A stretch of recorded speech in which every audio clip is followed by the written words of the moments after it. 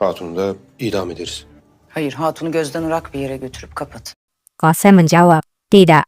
Jauhkan saja dia dari pandangan dan kurung dia. Dia memang benar. Murad bertekad untuk menghancurkan dinasti. Dia sedang mencari Ibrahim. Amit-amit, jika sesuatu terjadi pada Ibrahim, maka anak ini akan menjadi satu-satunya harapan kita. Sultanım. Murat hanedanın kökünü kurutmaya kararlı. Maazallah İbrahim'e bir şey olursa bizim tek umudumuz. Kembali kepada raja. Raja yang sedang sekarat menahan rasa sakitnya, ia pun berbicara. Kes şu acıyı Yasef. Hentikan rasa sakit ini, Yasef.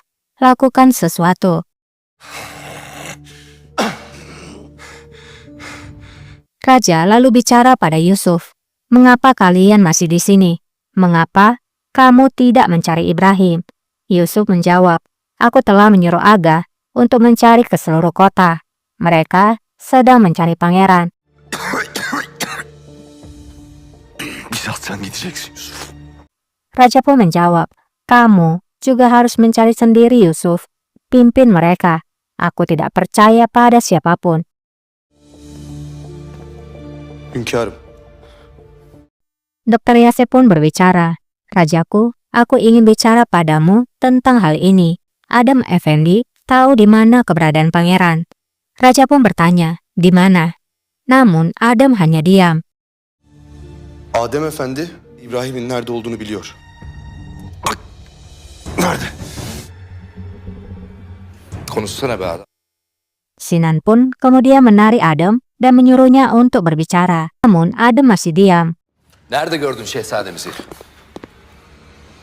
Söyle! Raja kemudian berteriak, bicaralah. Adam pun akhirnya berbicara. Hacı Ağa geldi yanıma. Haji A datang padaku. Dia membawaku ke bawah ruanganmu di dekat tepi kolam. Aku tak mengerti awalnya. Tapi ketika aku masuk ke dalam, aku melihat Pangeran Ibrahim di dalam. Dia sedang sakit. Dia sesak nafas. Itulah mengapa mereka memanggilku. Girince ne göreyim? Şehzade İbrahim orada. Güçlük çekiyor. Lan dalga geçer gibi. Hasodan altına. Raja pun menjawab, ibuku telah menyembunyikan dia di bawah ruanganku.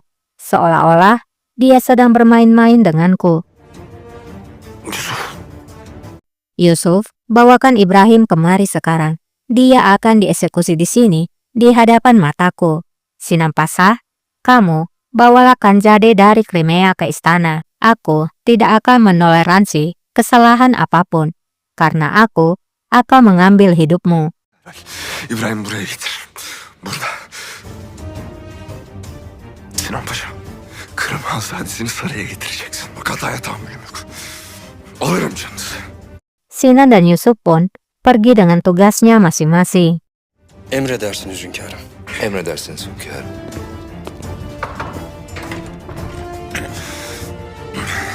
Ibrahim yang merasakan sesuatu, dia pun terbangun dari tidurnya.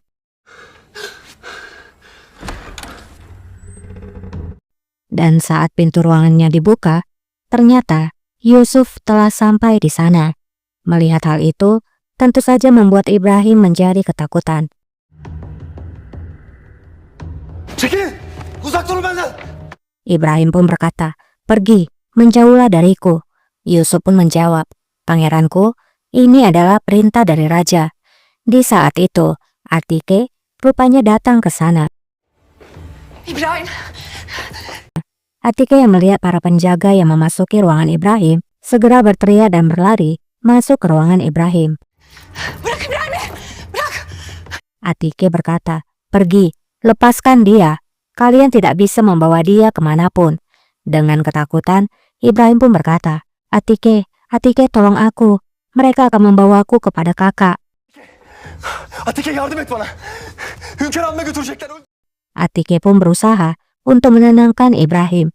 Atike berkata, Ibrahim, jangan khawatir. Aku di sini.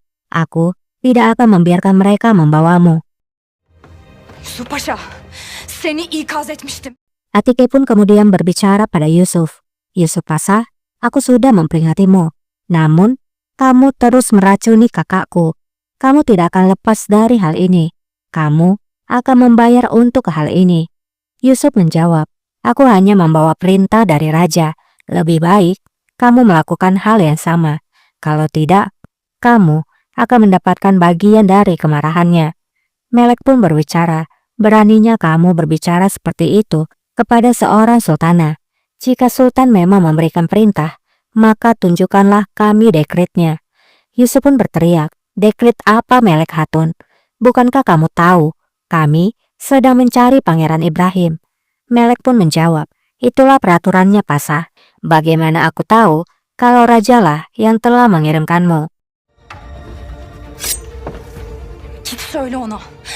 Atike kemudian mengambil belati dan berkata, katakan pada kakakku, aku tidak akan memberikan saudaraku. Vermiyorum kardeşimi. Karşı çıkıyorsunuz da. Peki valideniz?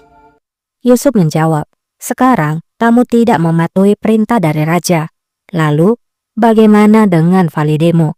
Apakah kamu juga akan melindungi saudaramu darinya? Atike pun tidak mengerti dengan ucapan Yusuf. Atike bertanya, apa maksudmu? Yusuf pun menjelaskan, jika dia menyerah pada satu putranya, dia juga akan menyerah pada putranya yang lain. Bagaimana kamu tahu kalau ibumu tidak akan membunuh Pangeran Ibrahim? Jika saja hukum mengizinkan, maka ibumu akan menobatkan dirinya sendiri.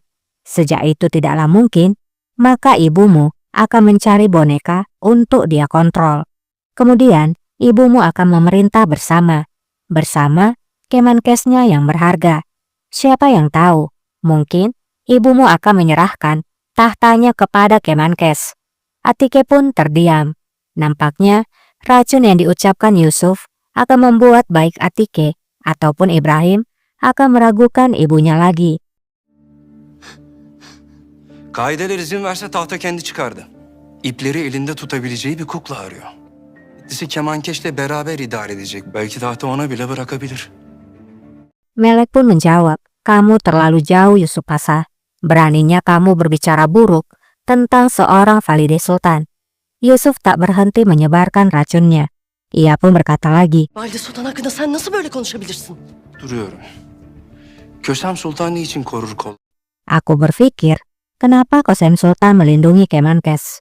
Mengapa? Dia sangat berbeda dari yang lainnya. Sangat banyak hal yang datang dalam pikiranku. Tapi yang satu ini, tampaknya mereka memiliki hubungan.